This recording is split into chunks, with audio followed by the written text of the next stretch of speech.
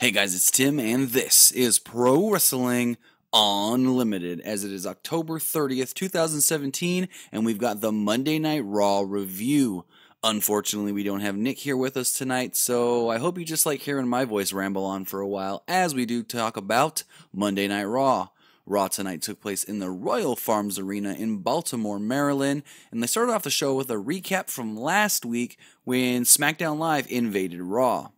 Now, one notable thing here is there was quite a few returns, and Roman Reigns was not one of them. Roman Reigns actually was not cleared when he did go see his doctor today. They say he still got the mumps. But right off the bat, we do notice that JoJo is there, so that's a good sign. And they had the whole Monday Night Raw roster standing at the top of the ramp. Kurt Angle comes out and says Shane McMahon took the friendly competition too far, and he apologized to the Raw roster as the crowd dumbly chanted, "What?" Like, Kurt was trying to be very serious, and the crowd was just like, "What? What?" Kind of killed it. I mean, it's something the crowd usually does, but it really killed the whole thing right there. Kurt then went on to say that he put the wrestlers in harm's way and promised to never let that happen again, and as he was saying that, he was interrupted by yet another returning superstar, commissioner of Monday Night Raw, Stephanie McMahon. Stephanie came down and said that she was disappointed with Kurt Angle. She said that when Kurt was appointed as general manager of Raw by her father, she fully supported her dad's decision, but last week he just lost all of her respect when he allowed Shane to come in. She then did plug the whole January 22nd, January 22nd 25th anniversary of Monday Night Raw, which will be taking place from both the Barclays Center and the Manhattan Center on the same night. It's still unclear exactly how that all is going to be going down, but that's a whole other topic. Stephanie then said that, Kurt, he proved himself kind of at TLC that he still got it. So if he wants to, I guess, get back in her good graces, he's going to have to gain that respect back, and he would be doing that as far as being captain of Team Raw at Survivor Series. So with that, Kurt will be on the Survivor Series team, and they didn't name anybody else for Team Raw tonight, which I'm kind of shocked by.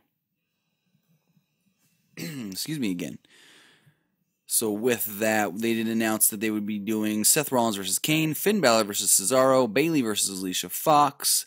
And we go on from there. After the break, Kurt Angle was helping Stephanie get into her car. He apologized for everything going on, and then the limo pulls away, and The Miz comes in. The Miz pulls up in his limo with Axel and another returning superstar, Bo Dallas.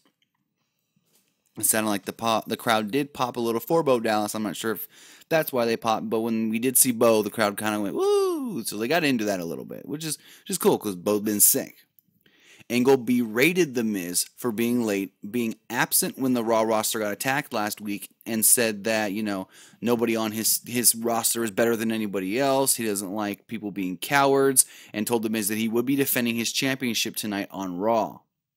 We then go into the first match of the night where it was supposed to be Bayley taking on Alicia Fox, but Alicia Fox came out with a captain's hat on, said she was the captain, and that she wasn't wrestling Bayley tonight, and she had somebody else to take her spot, Nia Jax. Bayley made a brief comeback at the beginning of this match, it was an okay match. It was about 7 minutes or so. Jax countered a guillotine by tossing her into the air and hit a running leg drop for the win. Afterwards, Fox said that she was recruiting Jax for the Raw women's team, and I guess that means that she gets to pick who's on her team. Cool. As Jack walks up the ramp towards Alicia Fox, all of a sudden, another return happens as Samoa Joe's music hit, and the crowd went nuts chanting for Samoa Joe. Cole mentioned that this was the first time we've actually seen Samoa Joe since SummerSlam. Samoa Joe got into the ring, I think it was after a commercial break, and he asked the crowd if they missed him. He kind of cut the same promo Seth Rollins did back in 2016 when he first returned from his knee injury.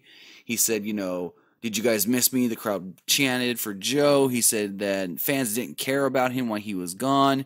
They didn't give him any kind of well wishes. They didn't try to say, hey, Joe, we miss you when you're coming back. And Joe said that he doesn't care about the fans, and the next person that comes out here he's going to think they're the fans and just beat them down. So then Apollo Crews and Titus O'Neil come out. We get a pretty quick match, maybe 3-4 minutes long, as it was Apollo Crews versus Samoa Joe. Crews got a little bit of offense at the beginning, but it was still Joe who won very quick via the Coquina clutch. Made Apollo Crews tap out. Titus O'Neil and Joe had a little stare down after the match, but it just appeared like that was nothing as Joe left. O'Neil then checked on Crews. Joe then came back, applied the Coquina crutch on Titus O'Neil, and then they pushed Joe pretty hard here. Like, they made Joe seem like a pretty legit superstar, and from what I'm hearing, he should be on Team Raw. They then talked more about the 25th anniversary Monday Night Raw special taking place in January, saying guys like Undertaker, Kevin Nash, and Shawn Michaels will be appearing. And I've also heard, because of local advertising in the New York area, Bret Hart, Ric Flair, and there's a third name that I can't remember at the moment. Oh man, that's going to bug the crap out of me. If I remember, I'll come back to it. But Bret Hart and Ric Flair for sure are supposed to be at this show as well. They also said that SmackDown wrestlers will be on hand to help put on the festivities. We then had The Miz come down with Curtis Axel and Bo Dallas to defend the Intercontinental Championship against Matt Hardy. This is a 13-minute match, I think it was. Actually, to be honest, I really liked this match. I thought it was very good. Matt Hardy made a comeback early and got a 2 count after consecutive elbow drops. Matt then countered a clothesline into the side effect for another near fall. Matt followed with a moonsault off the top rope for yet another near fall, and the crowd started chanting, "This is awesome." Miz drove Matt into the turnbuckle and followed it with his version of the It Kicks. Matt ducked the last kick and hit a twist of fate, and Miz rolled under the bottom ropes getting out of the ring. Matt went after him, so Miz snapped his neck on the top rope and nailed the skull-crushing finale to win and retain his championship. The Miz, had a really good match here. Very, very good as far as, better than most Miz matches that you see. I don't know if it was just Miz was on his game or if it was Matt Hardy really just putting in a good match. We then saw Alexa Bliss in Kurt Angle's office. She congratulated him on being named team captain for Team Raw, and that his speech was so inspiring to her. Like, she's trying to kiss up to Kurt Angle for some reason. He asked her what she wanted, why she was in his office, and Bliss thought that they should improve the women's division by cutting dead weight and getting rid of old lady Mickie James. Bliss figured they could replace her with somebody from the Mae Young Classic or just dig up Mae Young herself. Angle said that James fought back against SmackDown last week while Bliss was nowhere to be seen. So Angle said that tonight you will be defending your championship against Mickie James. Now here's something I need to talk about. We had we had Asuka defeat some, indie jobber, Stacy Cullen. This is what the Emma match should have been. It was like a minute and a half, 2 minutes long at that. It couldn't have been no more than 2 minutes. And Asuka just destroyed this girl and eventually just put her on the Asuka lock, made her tap out. Crowd in the first 2 Asuka matches, the 2 matches against Emma, they were kind of into Asuka, but you can tell by the end of those matches, they were just like, oh, why is Asuka out here doing such long matches, 8-10 minute matches? But after this match, the crowd, they liked this, beat down, this quick squash, this Goldberg style match from Asuka, and they were going nuts for Asuka after the match. And so I hope they keep this up with Asuka, have her go out there for the next couple of weeks, maybe even till January or something, just destroy these random women. I know their thinking probably is, well, the jobber thing works for Braun Strowman, so it works for guys, but the jobber thing didn't work for Nia Jax, so it may not work for women. But it was just because it was Nia Jax, and people didn't really care about Nia Jax in that way, I guess you can say. But with Asuka, people are going to care, and I think this is going to be something good. So we'll see exactly if she gets another squash next week. And as far as her for Survivor Series, last I heard she wasn't supposed to be working as far as on the Raw women's team.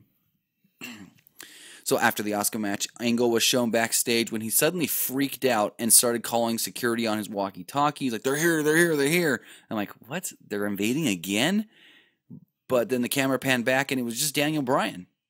And the crowd started chanting, yes. And Kurt just goes, what are you doing here? And then they go to commercial.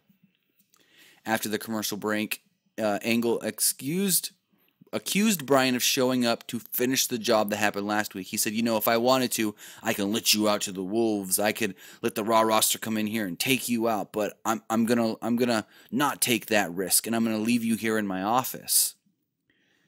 He said that the Raw guys were ready, and even if Shane did or did not tell him to come, the Raw guys were gonna want to take him out since he's a SmackDown guy. And he said that nobody knows that he's here. He didn't tell Shane. He didn't tell anybody from the SmackDown Live roster. And he said that, crap, I lost it on my notes. Angle didn't think he should trust Bryan, and said that I got my ass chewed out by Stephanie today. Bryan apologized for what happened last week, saying that he didn't agree with Shane's actions, telling him that Shane didn't inform him ahead of time that they were going to come put Raw under siege. Angle decided to spare him, like I said, leaving him in the office, and said that he had things to do, and so he just left, and Bryan was kept in the office by himself. They then recapped the promo last week from Paul Heyman, where they did accept the match with Jinder Mahal. They then cut back to Bryan I cannot talk tonight, guys. They then cut back to Daniel Bryan in the office of Kurt Angle, where he was on the phone. It wasn't clear who he was talking to, but as he was on the phone, he was kind of like, something happened, and like you hear kind of like a noise, and then the lights go out, and then they go to commercial. They come back from break, and Bryan's on the phone again. The only light you do see is coming from the screen of his cell phone. He admitted that something was going on, and he wasn't sure what that was. Bryan thought he could, reason with Kurt Angle, but he needed to get out of this room because the lights were off, but the door was locked. Suddenly, all of a sudden, out of nowhere, Kane pops up, grabs Daniel Bryan by the neck, and lifts him up, and then Bryan drops the phone, the lights go out, you don't see nothing, but you hear a loud noise that makes you believe that Daniel Bryan took a chokeslam, maybe through like a table or something, but this was actually done pretty well, because they're not going to let Daniel Bryan go out there and take any bumps. They're not even going to let him take a flat bag bump on his own, like just falling over. No. So for them to have the lights off, him then drop the phone for no light to be emanating at all, and then it just sounds like he takes that bump through the table. I presume it would have been through a table. That's a good little thing they did there. I really liked that because, one, it makes it seem like Kane beat down Daniel Bryan, and two, you didn't have to see Daniel Bryan get beat down because they don't want him to be shown taking any bumps because he is, quote unquote, still hurt. I guess I don't know. So the announcers were then concerned for Daniel Bryan, except for Booker T, who was like, he got what he deserved. Like, damn, Booker being savage. With that, we then get Finn Balor taking on Cesaro. This was a pretty good match. It went about 10-11 minutes, I believe. Balor was distracted at one point by Sheamus. Actually, a couple points in this match. Sheamus distracted him, allowing Cesaro to take control. Later on in the match, Balor was yet again distracted, allowing Cesaro to hit a big uppercut. Cesaro hit a carry superplex, lifting Balor from the apron. Cesaro applied the sharpshooter before switching to a crossface, but Balor slipped out and hit a I just can't read my notes. Balor slipped out of the crossface, hit a foot stomp, sling blade, running drop kick kind of combination. Sheamus then tried to get involved yet again, so Balor drop kicked him off the apron, and then Cesaro tried to bull rush at Finn Balor. Finn Balor dropped, but he backdropped Cesaro from the inside of the ring to the out, and as Cesaro got to his feet, here comes Balor with a huge tope off the top rope, crashing right on top of both Sheamus and Cesaro. He then tossed Cesaro back into the ring, and as Cesaro was getting up to his feet, Finn climbed to the top rope, hit a double foot stomp to like the back of the neck, shoulder area of Cesaro, and got the pin. I'm really surprised that they didn't do the regular coup de grace. They did the 1-2.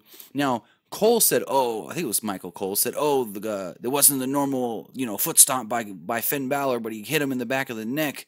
I think what it was he actually hit him more on like the shoulder area, and we know Cesaro's got that those shoulder issues. He still wears that Kazan. I think it's Kazan. I don't even know how you really say it. Kazanio. Kazan. Someone in the comments below let me know what the Kazano tape, I don't know. Anyways, he did win, and as the announcers were talking about Balor as a potential member for Team Raw, and Balor was getting ready to leave, Kane comes up. And what do? They have Kane bury Finn Balor again. Like, this was you thought last week was stupid. This was even more stupid. You have Finn Balor go out there and have an amazing match with Cesaro. Even Sheamus getting interference. Sheamus' interference didn't even pull away from this match. The match was still really good. And then you have Kane come out. And Balor runs at him. Balor goes for Kane. Like, okay, Kane's going to do something here, but I'm not going to let him. And Kane just takes down Finn Balor, picks him up, and hits a goddamn tombstone on the top of the ramp. Balor's just out. Like, 2 weeks in a row, you use Kane to make Finn Balor look like a dweeb? That's just... So Kane goes down to the ring, and he's supposed to be taking on Seth Rollins. Sheamus and Cesaro stay at ringside, and then we get the Shield music as Rollins and Ambrose do come down to the ring through the crowd. The match was about a 5-minute match or so. It was 4 minutes into the match before Cole noticed that Cesaro and Sheamus were actually still at ringside, even though they kept showing them on camera multiple times. The match was kind of clunky and awkward for the most part. Kane was in control until Rollins managed to hit a suicide dive to the outside. Rollins hit a second dive and Kane went down. I don't know exactly what was supposed to happen here, but it was weird. Booker tried to claim that Kane hit Rollins on impact, and Rollins hit a couple of flying clotheslines back into the ring, but Kane no-sold them. Cesaro and Sheamus attacked Ambrose on the outside, so Rollins hit them with another dive. Kane then hit Rollins with a choke slam in the inside of the ring for the win. Ambrose jumped in right after the match and gave Kane the dirty deeds. Kane sat right up, did the whole Undertaker Kane, creepy sit-up. Ambrose was attacked by Sheamus and Cesaro. Kane then gave both Rollins and Ambrose his tombstones. Backstage, we then see Daniel Bryan yet again as he was being taken off by stretchers, and you see Devon Dudley, JB Noble were back there trying to help tend to them since they are agents backstage. The Miz was ready to celebrate his win and get out of there as Kurt Angle, as they went into their locker room and they were like, What the heck is that? There's a funky odor here in this room. And we start looking around and they see a bag full of garbage. And Miz is like, Strowman, is he back? What are we going to do?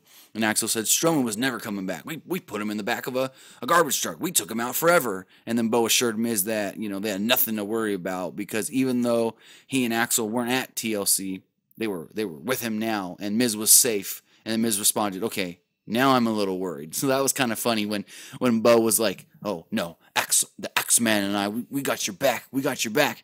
And Miz was just like, oh, crap. Yeah, I'm going to get killed because these two got my back. So it's like they're supposed to be his backup. They're supposed to be his security. They're supposed to be his, when stuff hits the fan, they're going to be there to save his butt. But he really knows they can't save him, as we will see later on. So after the break, Miz does find Kane backstage and was like, Strowman back. I think Strowman back. What are we going to do? What are we going to do? And Kane was like, well, I don't know. He's like, Strowman better not come at me because you know what's going to happen. I'm the only monster here. And so he's like, well, we're a team, so we'll take them all together. And then Kane was like, team? You're on your own. So then after that, we have what they called a trick or street fight because, Halloween's tomorrow. Halloween's tomorrow. So they had like a Halloween theme kind of on the show. And so it was Heath Slater and Rhino taking on what you would think was Luke Gallows and Carl Anderson, but no. Heath Slater and Rhino were dressed up as Santa Claus. I think Slater was supposed to be Santa Claus and Rhino was Mrs. Claus because he did have the lipstick and the panties on and stuff. But what I loved was that Gallows and Anderson were actually dressed up as their Southpaw Regional Wrestling personalities, Chad Too Bad and Tex Ferguson. Match was not good at all. It was like a 5-minute match. And Heath Slater and Rhino did win the match after it looked like they were going to put Rhino through a table Then for some reason, so what happened at the end of this match? Like there's no reason I'm talking about the rest of this match because the match was bad. But at the end of the match, for some reason, Anderson puts a pumpkin on his head, like a mask kind of thing. Gallows then goes to put a pumpkin on his head, and he puts it on backwards, so he can't see anything. Anderson then climbs to like the middle rope and goes, pumpkin head smash. And as he goes to jump off, Rhino catches him. Rhino power slams him through the table and pins him. They count 1, 2, 3, and as the ref counts 3, you hear the bell ring, ding, ding, ding, and Gallows throws his hands up. Keep in mind, he's still got that pumpkin on his head backwards. He thinks that Anderson had just pinned Rhino, and then Heath Slater came in, kind of knocked down Anderson. As he finally gets the pumpkin off his head, and you hear JoJo say, your winners, Heath Slater and Rhino, and he's like, what? What happened? And yeah, that was about it. They just made all those guys look like jokes, especially Luke Gallows. Looked like a real joke with putting the pumpkin on his head, but backwards and then getting it stuck. It was just dumb. And then they did show a commercial for a new episode of Table for 3 that aired after Raw, which I did watch and was really actually pretty entertaining. It was Ambrose, Rollins, and Reigns. It was just an interesting tidbit from that is that, you know, they talked about, will we ever get back together as the Shield? We would love to do those Shield matches. Let's do it one more time, 6-man matches. So you get the impression like, what? You guys were supposed to get back? Anyways, these were all filmed back at WrestleMania. So that's why, you know, they're talking like they were never going to get back together, or they didn't know they were going to get back together. So anyways, we then go backstage again, and Miz finds Sheamus and Cesaro, and he's still freaking out. He's still back there. I think Strowman's back. Something's going on. We need to band together. We need to this and that. And, you know, they say the same thing Kane did. Because Miz is like, we're a team. We need to band together. And they're just like, team? Huh, whatever, guy. And so Miz called Axel on the phone and was like, we need to leave now. Let's go. So they go back to the ring, and Elias is out there. And they showed the replay of Elias hitting Jason Jordan with a guitar last week, putting that big old welt on his arm. He then sang a song saying that, you know, Jason Jordan wasn't here tonight. Jason Jordan was back home. He couldn't come tonight and this and that. I hurt him, put him out of action last week. And who interrupts but Jason Jordan? Jordan was about to, Jordan interrupts, gets in the ring. Elias runs. Now, they made note that Elias has a fancy new guitar, but when he ran out of the ring, he left it in the ring. Jordan then grabbed that guitar, was about to smash it, but Elias pleaded with him, you know, no, don't do it, don't do it, don't do it, and he destroyed it anyways. So let me go backstage, and this was like, I liked this whole Miz thing, because it's like back in like the Attitude Era, and then the late 90s, when they would do a full show-long running storyline. Like a lot of times they'd do something with Austin and McMahon, or they'd do something with The Undertaker and Kane. It was like a full show-long story, and they did that tonight with The Miz, Axel, and Bo. They were about to leave, they were getting in their limo, and Angle goes, no, you can't leave until the end of the show, because Kurt's whole thing was, if SmackDown invades again, we need everybody here to stand up for Raw. So he told Miz, when the show's over, then you can leave. So we then had Enzo Amore come out, and he started to cut his little thing, you know. He started to do his, my name is Enzo Amore. His voice was back, and then all of a sudden, Drew Gulak was in the ring, and he did the Enzo stuff for the most part. And I thought it was great. It was better last week. What I think happened was last week they just did it to do it because they had to. But this week, he knew that people liked it, so I think he tried a little too hard to be too white meat and babyface generic, I guess you can say, doing it. When he was like, there's only one word to describe you, and I'm going to spell it out for you. Like, he tried a little too hard. Last week it was just natural because they didn't know if the crowd was going to like that. They had to do it because Enzo lost his voice. So I just think that was a little whatever. They talked about Kalisto, said that Kalisto was soft. Kalisto had no reason to even try to go to another championship match. And then they had Kalisto versus Drew Gulak. What was I about to say? I don't even know what I was about to say. That only lasted like a minute. Kalisto came out, hit him with a Selena Del Sol, and then immediately after the match, Amore attacked Kalisto and hit him with the Eat Defeat. They went backstage yet again to The Miz, who told Axel to tell the limo driver to keep that car ready, and then as soon as that show was over, they were bolting because there was only one more match left, and it was Alexa Bliss defending the Women's Championship against Mickie James in a 10-11 minute match. Match wasn't bad. I think they were maybe, they dragged this match out a little. It seemed like maybe they didn't what am I trying to say?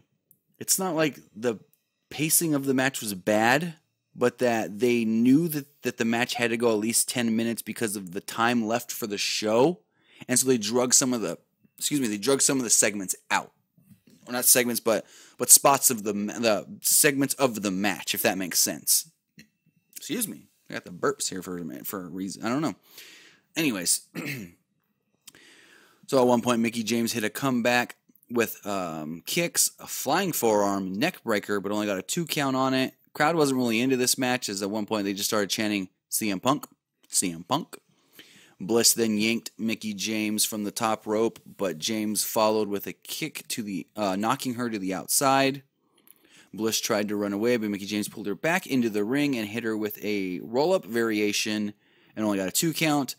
Alexa Bliss then suddenly hit a punch to the face and got the pinfall. It was kind of a sudden, it was just weird because it felt like they dragged out some parts of the match. Like that punch at the end, as a finisher, made no sense to me. But like I said at the beginning of this, it felt like there was parts of this match that they dragged out.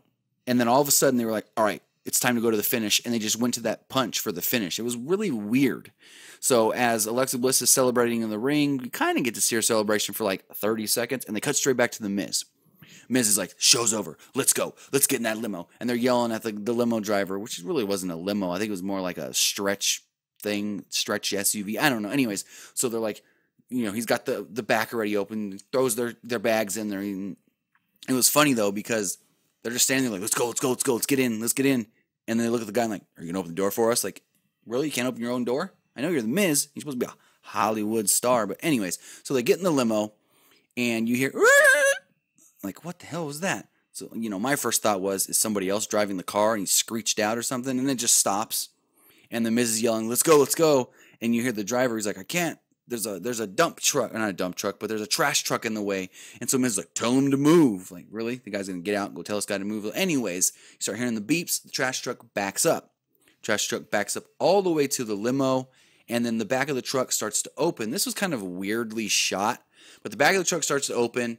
And then trash falls out. They cut to The Miz. The Miz is like, get out, let's get out. Freaking out. Both doors are for some reason locked. They can't get them unlocked. They come back, and I don't know what the point of this was. I don't know if it was supposed to be that Braun was supposed to look like he was coming out the back of the trash truck or coming out of the pile of trash that fell out of the trash truck, but it was weirdly, I know it wasn't filmed on a green screen, but it almost looked like it was filmed on a green screen for some reason. I don't know. But anyways, so they finally get out of the limo and they just bolt. And all of a sudden, the camera pans back and you see Braun Strowman on top of the limo running, jumps off onto the loading dock and just chases them out.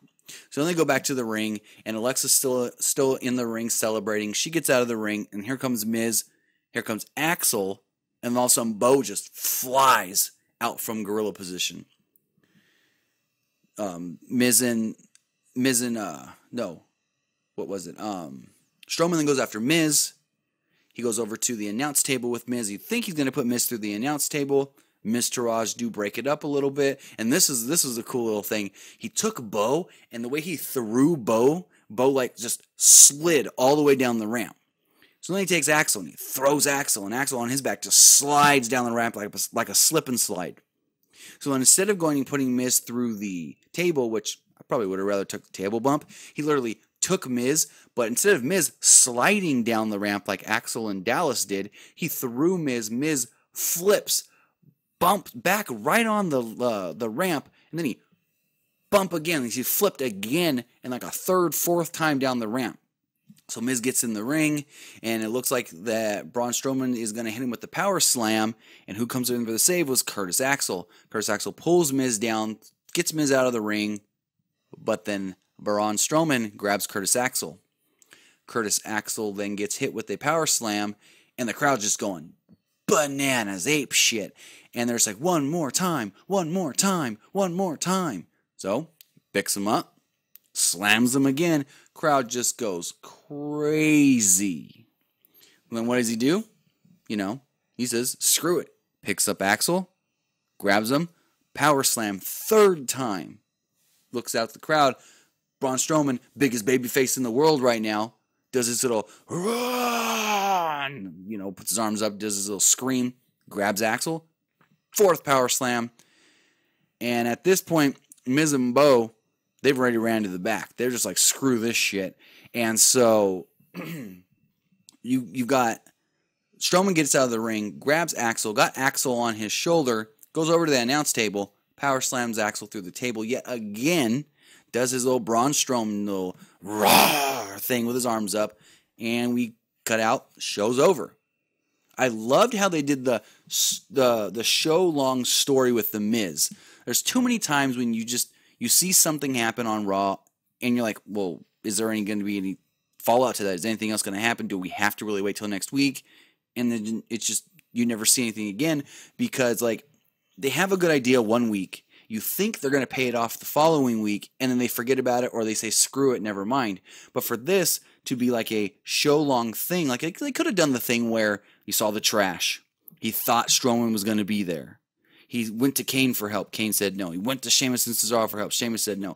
They could have had no Strowman, and then did the trash thing again next week. But I liked how they paid it all off in one night. It was great. Like I said, it reminded me of back in the day with like Austin and with McMahon, where they do the show-long storylines, and you know there's still going to be more to this next week, but they didn't make you just sit there and think and wait and hope, are they really going to pay this off next week? Because a lot of times they don't end up paying stuff off the following week, so instead they paid it off this week. So I think Raw as a whole was a better show than normal. The Stephanie McMahon return was a huge shocker. Samoa Joe one wasn't as big of a shock as we did hear earlier in the day.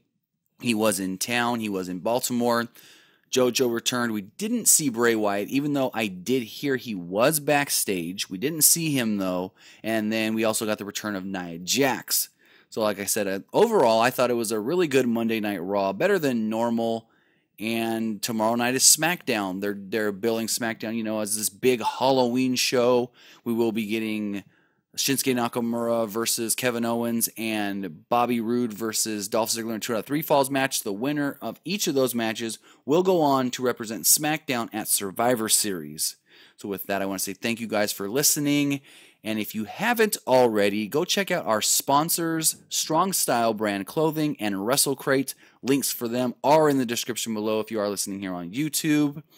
Go over to their websites, and if you use promo code PWUnlimited on either website, you will get 10% off of your purchase. Also, remember that you can get these Raw and SmackDown reviews early as a downloadable version on our Patreon for as low as $1 if you go over to patreon.com/PWUnlimited. Again, thank you guys for listening, and that has been the October 30th, 2017 Monday Night Raw review. We'll see you guys again tomorrow for SmackDown.